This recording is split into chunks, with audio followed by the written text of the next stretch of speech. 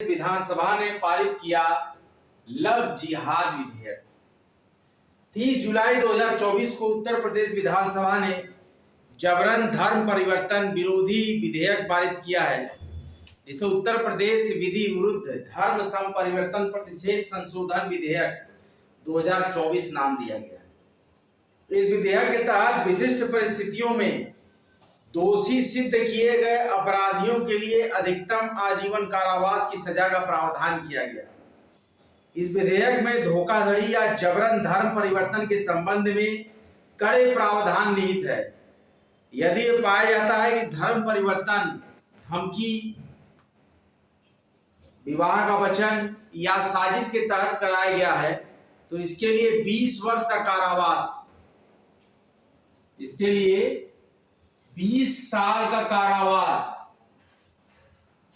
या आजीवन कारावास की सजा का प्रावधान किया गया है। या तो आजीवन 20 साल कारावास या आजीवन कारावास का प्रावधान किया गया है। लव जिहाद विधेयक यूपी विधानसभा में पारित किया गया और इसे सबसे गंभीर अपराध की श्रेणी में रखा गया है। इस लव जिहाद विधेयक के अनुसार न केवल पीड़ित और उसके माता पिता, पितु, भाई बहन, किसी भी व्यक्ति को धर्म परिवर्तन से संबंधित मामलों में एफआईआर दर्ज कराने की अनुमति है। ऐसे मामलों की सुनवाई सत्र न्यायालय से अवर किसी न्यायालय में नहीं होगी और विधेयक में इस अपराध को अजमानती बताया गया है, मतलब कि नॉन वेलेबल बनाया गया है। जो कोई भी व्यक्ति अपनी इच्छा से विवाह के उद्देश्य से धर्म परिवर्तन करना चाहता है, उसे 2 माह पहले संबंधित जिला मजिस्ट्रेट के समक्ष आवेदन प्रस्तुत करना होगा। राज्य स्तरीय धर्मांतरण विरोधी कानून, राज्य स्तरीय धर्मांतरण विरोधी कानून, राज्य स्तरीय धर्मांतरण विरोधी कानून उड़ीसा 1967 ओडिशा धार्मिक रूपांतरण को प्रतिबंधित करने, बलपूर्वक धर्मांतरण और धोखाधड़ी के तरीकों पर रोक लगाने वाला कानून अधिनियमित करने वाला पहला राज्य है, जो कि 1967 में ऐसा नियम बनाया। मध्य प्रदेश में 1968 में राज्य में मध्य प्रदेश धर्म स्वातंत्र अधिनियम क्रियान्वित किया गया है, जिसमें कानून के तहत किसी भी धर्मांतरण गतिविधि के लिए जिला मजिस्ट्रेट को अधिसूचना देना आवश्यक कर दिया गया। ये मध्य प्रदेश में 1968 में ही लागू था। अरुणाचल प्रदेश में 1978 में, गुजरात में 2003 में, छत्तीसगढ़ में 2000 में और 2006 में, राजस्थान में 2006 में और 2008 में, हिमाचल प्रदेश में 2006 में और 2019 में, तमिलनाडु में 2002 से 2004, झारखंड में 2017 में, उत्तराखंड में 2018 में और उत्तर प्रदेश में 2021 में। कब किया गया? यूपी में 2021 में। ये क्या है? राज्य स्तरीय धर्मांतरण विरोधी कानून। हरियाणा में 2022 में। उत्तर प्रदेश सरकार के अनुपूरक बजट की अगर हम बात करें, यूपी बजट, उत्तर प्रदेश राज्य के अनुपूरक बजट 30 जुलाई 2024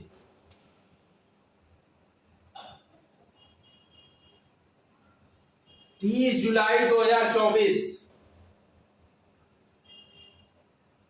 उत्तर प्रदेश के वित्त मंत्री ने विधानसभा में वित्तीय वर्ष 2024-2025 के लिए 12,209.93 करोड़ का बजट, 12,209.93 करोड़ का बजट 30 जुलाई 2024 को उत्तर प्रदेश के वित्त मंत्री ने विधानसभा में वित्तीय वर्ष 2024-25 के लिए ₹12,209.93 करोड़ का अनुपूरक बजट पेश किया। अनुपूरक बजट का आकार वित्तीय वर्ष 2024 के लिए पेश किए गए 2024 के लिए पेश किए गए वार्षिक बजट का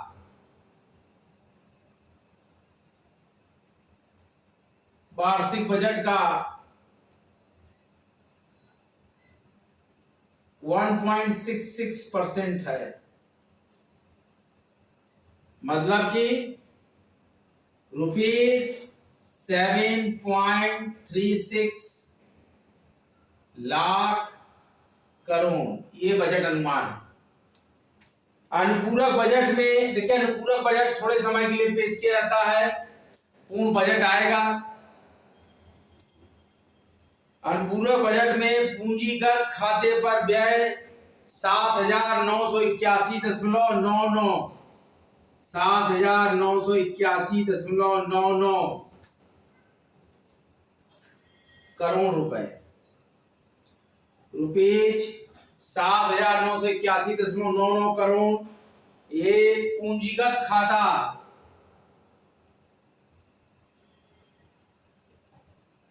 पर व्यय 7,981.99 करोड़ रुपए। ऊर्जा के लिए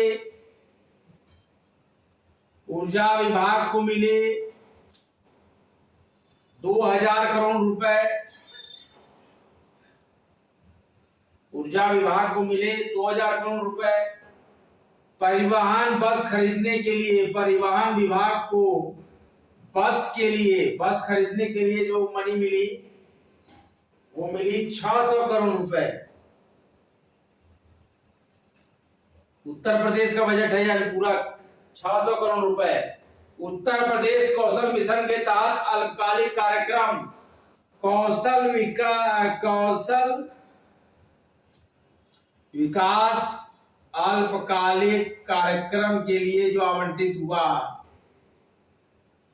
ध्यान दीजिएगा, उत्तर प्रदेश कौशल मिशन के तहत अल्पकालिक कार्यक्रम के लिए 200 करोड़ रुपीज 200 करोड़ रुपए।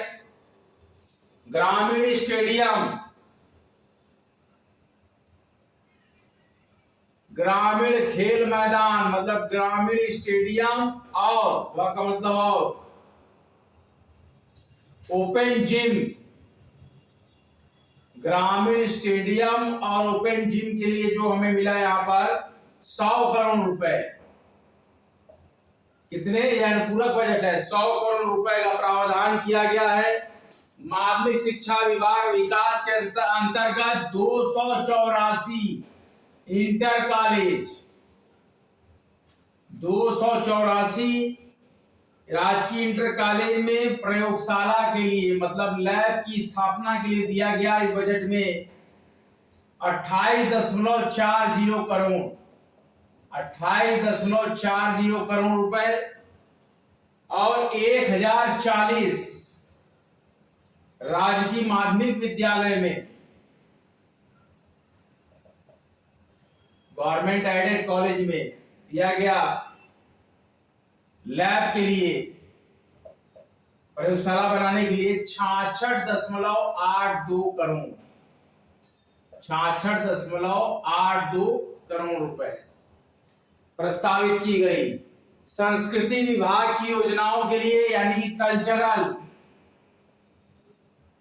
कल्चरल स्कीम्स के लिए, ये सारा बच्चों में यूपी के लिए पढ़ा रहा हूं, कल्चरल स्कीम्स के लिए 74.90 करोड़ 74.90 करोड़ रुपए आवंटित किए गए। अटल आवासीय विद्यालय के लिए अटल आवासीय विद्यालय के लिए जो बजट बनाया गया 53.15 करोड़, यह अनुपूरक बजट है, ये पूर्ण बजट नहीं है। और आवासीय अनावासीय भवन के लिए मतलब इनकी बिल्डिंग के लिए अटल आवासीय योजना के लिए आवासीय स्कूल के लिए आवासीय अनावासीय भवन के रख रखाव के लिए 2.79 करोड़ रुपए की व्यवस्था प्रस्तावित की गई है। अनुपूरक बजट एक ऐसा वित्तीय दस्तावेज है जिसे सरकार किसी वित्तीय वर्ष के दौरान पेश करती है जब उसे अपने पहले से स्वीकृत बजट में अतिरिक्त खर्च की आवश्यकता होती है। जो हमारा बजट है अगर उसमें और पैसे की हमें जरूरत पड़ रही है तो इसलिए हम अनुपूरक बजट पेश करते हैं। आपको समझ में आया अनुपूरक बजट क्यों पेश करते हैं? पूरा बजट तो हमारा पेश हो गया, अब हमको और पैसे की जरूरत है तो हम अनुपूरक बजट को अतिरिक्त खर्च के लिए स्वीकृत करते हैं। अपने बजट में अतिरिक्त खर्च की आवश्यकता होती है। ये अनुपूरक बजट उन खर्चों को कवर करने के लिए पेश किया जाता है जिनको अनुमानित बजट में शामिल नहीं किया गया था या जो नई परिस्थितियों के कारण आवश्यक हो गए हैं कि हमें बजट चाहिए। और ये बजट जो अनुपूरक बजट है वित्त वर्ष के बीच में किसी विभाग या मंत्रालय की किसी योजना में अतिरिक्त राशि खर्च करने के लिए लाया जाता है। तो क्या क्या हमारे पास यहाँ पर जरूरत पड़ी थी? हमें औद्योगिक विकास के लिए 7500.18 करोड़ रुपया, उत्तर प्रदेश में ऊर्जा विभाग के लिए 2000 करोड़ रुपया, परिवहन विभाग द्वारा बसों की खरीद के लिए 1000 करोड़ रुपया, नगर विकास विभाग के तहत अमृत योजना के लिए 600 करोड़ रुपया, उत्तर प्रदेश कौशल मिशन के तहत अल्पकालिक कार्यक्रमों के लिए 200 करोड़ रुपए और ग्रामीण स्टेडियम ओपन जिम के लिए 100 करोड़ रुपए का प्रावधान किया गया है। माध्यमिक शिक्षा विभाग के अंतर्गत 284 राजकीय इंटर कॉलेज में प्रयोगशालाओं की स्थापना हेतु 28.40 करोड़ रुपए और 1040 राजकीय माध्यमिक विद्यालयों में प्रयोगशालाओं की स्थापना हेतु 66.82 करोड़ रुपए की व्यवस्था प्रस्तावित की गई है। और संस्कृति विभाग की विभिन्न योजनाओं हेतु 74.90 करोड़ रुपए और अटल आवासीय विद्यालयों की स्थापना हेतु 53.15 करोड़ रुपए और इसी अटल आवासीय विद्यालय की आवासीय और अनावासीय भवन के रख रखाव हेतु 2.79 करोड़ रुपए की व्यवस्था प्रस्तावित की गई है। अनुपूरक बजट है क्या? बच्चों ध्यान से समझ लीजिए। अनुपूरक बजट, अनुपूरक बजट एक ऐसा वित्तीय दस्तावेज है जिसे सरकार किसी वित्तीय वर्ष के दौरान पेश करती है जब उसे अपने पहले से स्वीकृत बजट में अतिरिक्त खर्च की आवश्यकता होती है। ये बजट उन खर्चों को कवर करने के लिए पेश किया जाता है जिनको अनुमानित बजट में शामिल नहीं किया गया था या जो नई परिस्थिति के कारण आवश्यक हो गए हैं। यह अनुपूरक बजट वित्त वर्ष के बीच में किसी विभाग या मंत्रालय की किसी योजना में अतिरिक्त राशि खर्च करने के लिए लाया जाता है। आईआईटी कानपुर के प्रोफेसर ने खोजा नया ग्रह। 26 जुलाई 2024 को आईआईटी कानपुर के अंतरिक्ष ग्रही और खगोलीय विज्ञान तथा अभियांत्रिकी विभाग के एक असिस्टेंट प्रोफेसर, कहाँ के? आईआईटी कानपुर के असिस्टेंट प्रोफेसर और इनके साथ थे आईआईटी कानपुर के असिस्टेंट प्रोफेसर और खगोलविदों की एक टीम ने,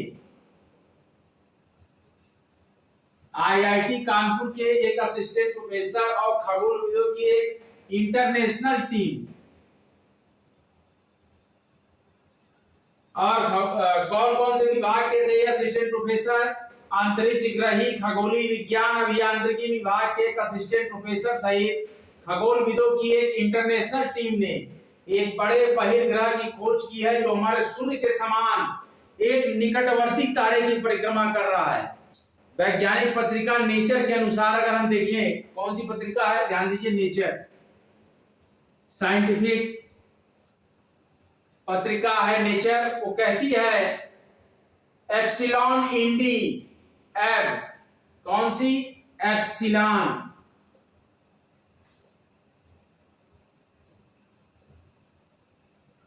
इंडी एब, क्या नाम है? एप्सिलॉन इंडी एब, एप्स इंड एब या एप्स शॉर्टकट में इंड एब या तो एप्स इंड एब नाम से जाने जाने वाला सौर मंडल के बाहर का ग्रह बृहस्पति से कम 6 गुना अधिक द्रव्यमान होने के कारण सुपर बृहस्पति के रूप में वर्गीकृत है। सुपर बृहस्पति, क्या नाम है इनका? एप्सिलॉन इंड एब या एप्स इंड एब या इनका नाम है सुपर बृहस्पति। 5 या 6 गुना ज्यादा इसका क्या है? बृहस्पति से 5 या 6 गुना अधिक द्रव्यमान इनका द्रव्यमान जो है बृहस्पति ग्रह से 5 या 6 गुना ज्यादा है, इसलिए इनका नाम है सुपर बृहस्पति। एस-इंड ए प्रत्यक्ष चित्रण तकनीक का उपयोग करके खोजा गया पहला परिपक्व बहिर्ग्रह, यानी हमारे सौर मंडल के बाहर का ग्रह है। कौन सा ग्रह है ये हमारे सौर मंडल के बाहर का ग्रह है। ध्यान से